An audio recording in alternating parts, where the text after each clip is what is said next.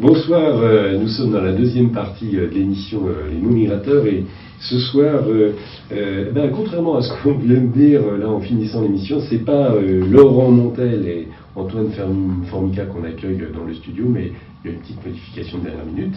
Nous avons autour de la table donc Antoine Formica, comédien, bonsoir. Bonsoir.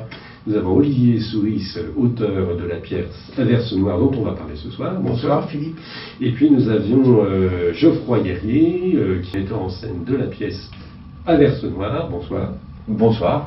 Alors, on va parler théâtre, pas tout à fait par hasard, je peux commencer par là. Les mots migrateurs vous donnent rendez-vous comme maintenant régulièrement au Théâtre de l'Usine. Ce sera le 24 janvier prochain à 20h30.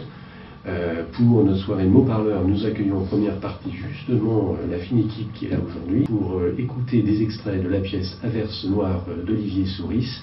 Ce sera évidemment un grand bonheur et on va découvrir maintenant de quoi il s'agit. Peut-être parler d'abord de la pièce qui va être le meilleur moyen de donner la parole à chacun.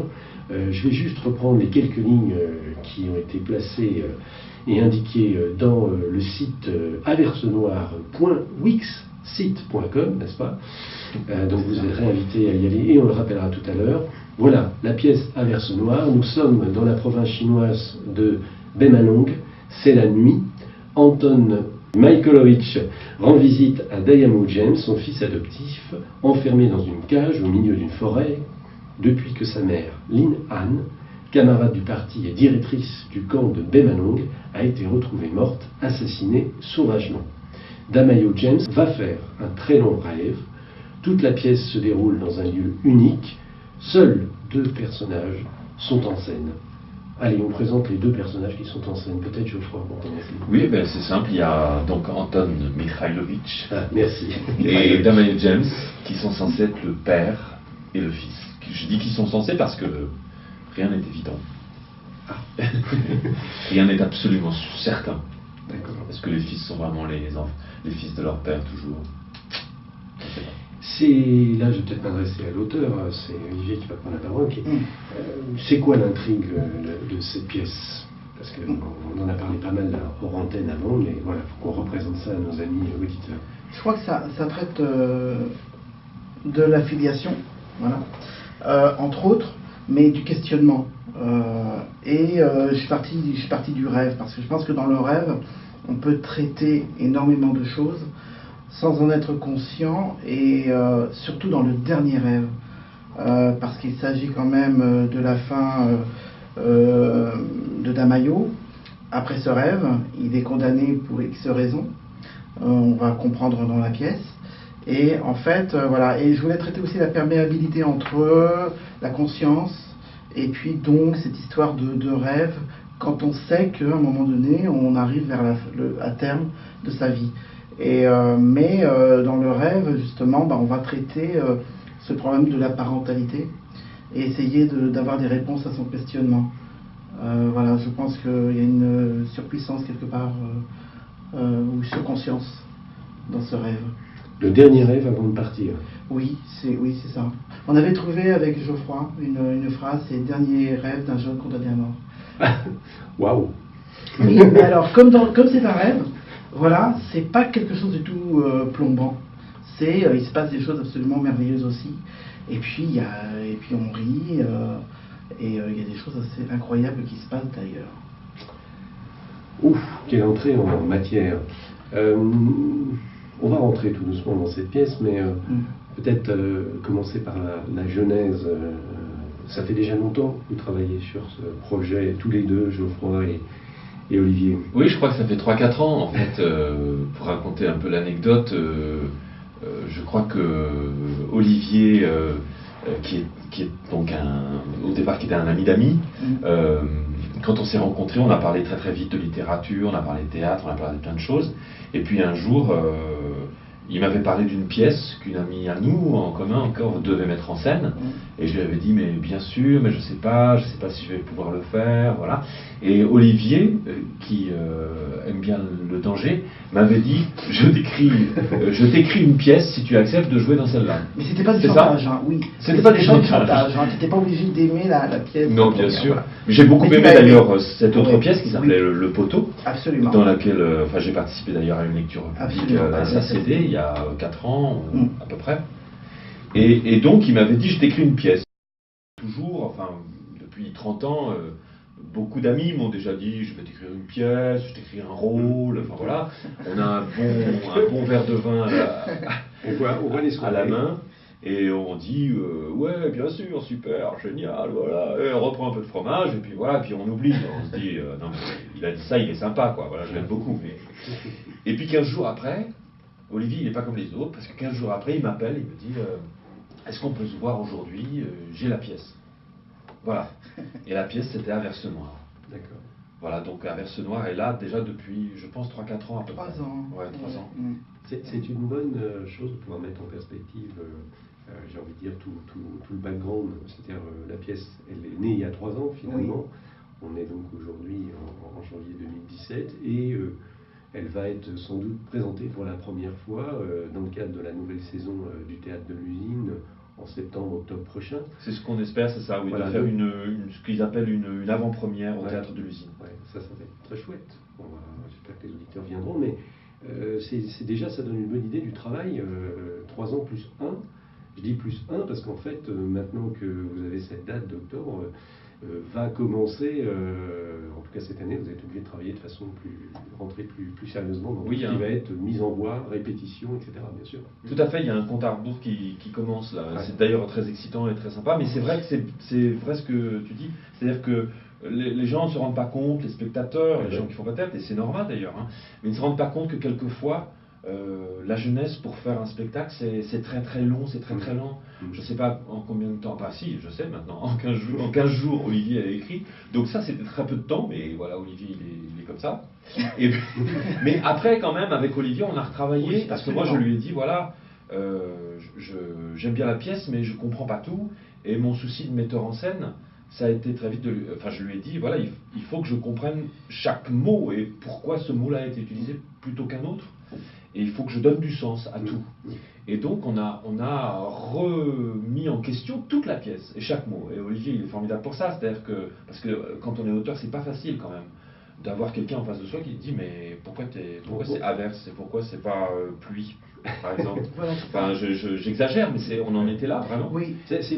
Donc on a revu toute la pièce pendant 1 an. C'est une histoire un peu, c'est un peu rarissime quand même que l'auteur et le metteur en scène travaillent si en amont par rapport à une pièce. Je ne sais pas si c'est rarissime, ça a existé beaucoup, je crois. Je crois, oui. Chéreau et Coltès, quand même, travaillaient beaucoup ensemble. Mais quand il dit, c'est vrai qu'on a retravaillé le sens, c'est-à-dire qu'on n'a pas franchement retravaillé l'écriture, mais on a travaillé l'explication du sens. Vraiment. Et effectivement, pourquoi tu as écrit ça? Et je trouvais qu'il m'a imposé un exercice au départ auquel je n'avais pas prêté attention. C'est qu'il m'a dit, mais moi j'aimerais que tu me définisses la pièce en une phrase. Et j'ai compris pourquoi il réclamait ça. Et je pense que chaque metteur en scène, de toute façon, a son propre point de vue et sa propre méthode de travailler. Et j'ai trouvé ça absolument enrichissant de travailler de cette méthode-là. Comme ça. C'est-à-dire que je pense toujours, je crois que c'est bon pour tous les arts, c'est-à-dire que je pense qu'une œuvre, si elle est absolument nécessaire, si elle est forte et puissante, elle peut se résumer en une phrase. C'est l'histoire de cet homme à qui il arrive ça. Point voilà. Et d'ailleurs une vie aussi peut se résumer quelquefois à une phrase. Parce que quand on a présenté la pièce, ça faisait quand même un peu plus d'une phrase. Mais bon, c'est bien résumé. Bien sûr, oui. On va donner la parole à Antoine.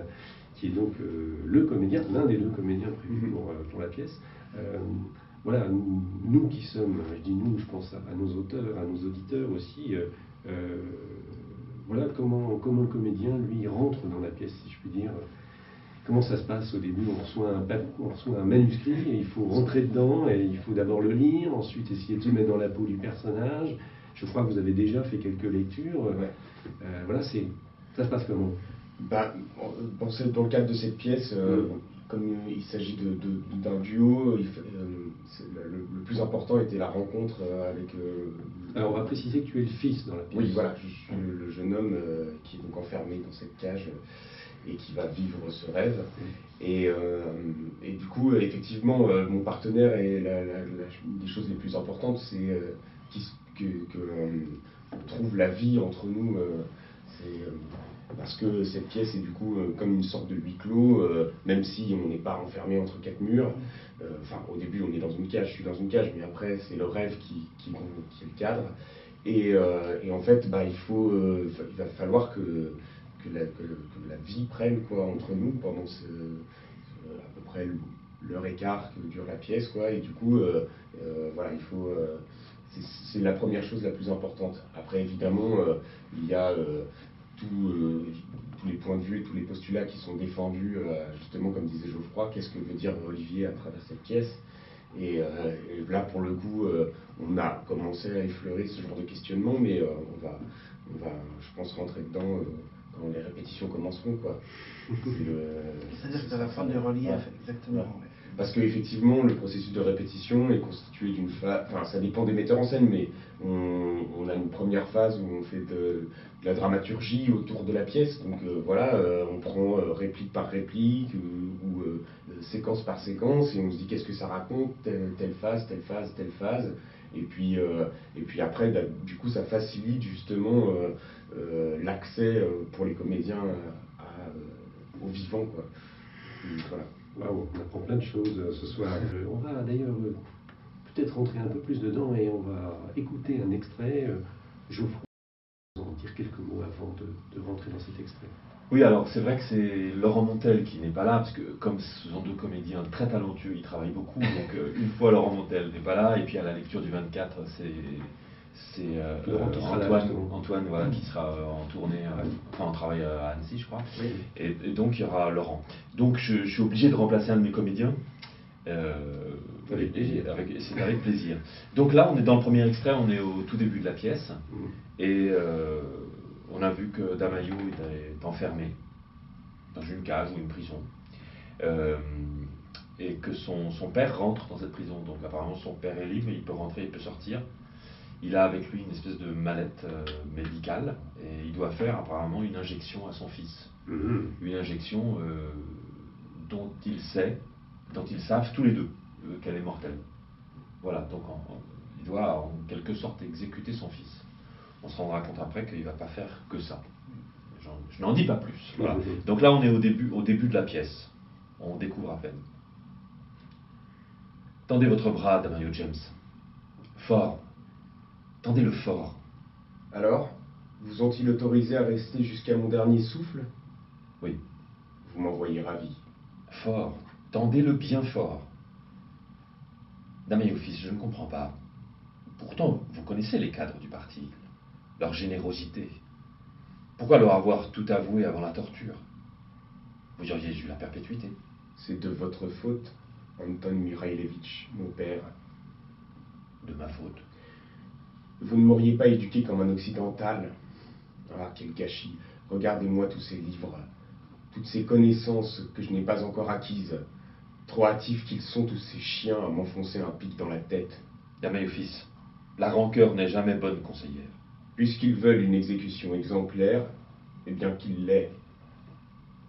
Quel noir soudain, Anton Mikhaïlovitch, mon père. L'effet du somnifère. Il n'y a donc plus aucun espoir. Dormez. Bien. Damayo James, mon fils, dormez bien. Attendez, s'il vous plaît, attendez. Que me voulez-vous encore? Dites-moi que j'ai bien fait. Dites-moi que pour ma mère, j'ai fait ce qu'il fallait faire. Que j'ai bien fait de lui ôter la vie à cette chienne.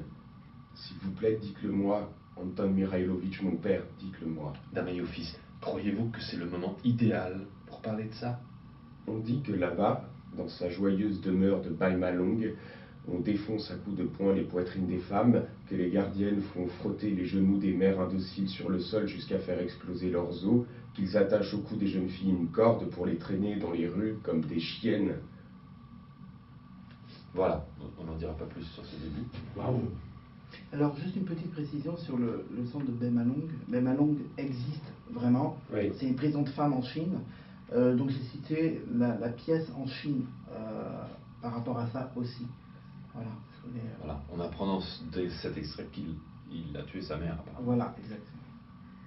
Tout va bien. Tout va bien. Tout va bien. Le père doit exécuter son fils, il a tué sa mère. Enfin voilà, on est en pleine tragédie grecque, quoi. C'est ça, tout à fait. Mais Oui, il y a un peu de ça, oui, j'ai compris ça. Mais est-ce qu'on pourrait préciser ce que j'ai lu quelque part dans la présentation de la pièce, qu'on parlait d'un huis clos extérieur. Voilà, c'est donc ce personnage qui, il n'a pas reçu la ciguë, mais c'est presque l'équivalent. Il vient d'être empoisonné par son père et il va partir dans un rêve, le dernier rêve avant de mourir. Et là, la pièce finalement, c'est tout ce qu'il vit dans ce rêve. Oui, non? Oui, tout à fait. Non, je ne voudrais pas être le seul à parler, c'est pour ça que je regarde Antoine. Effectivement, ouais, c'est comme une forme de, tous ces fantasmes, toutes ces, toute son histoire avec son père, tout ce rapport-là, qu'est-ce qu'il est pour lui, est-ce qu'il est Un père qui a été beaucoup absent. Oui, c'est ça, et en même temps qui est un exemple, qu'on admire, et qui est quand même. Et puis alors là, pour le coup, il a plusieurs facettes, quoi. Ce père, il est en même temps une forme de diablotin, de diable qui vient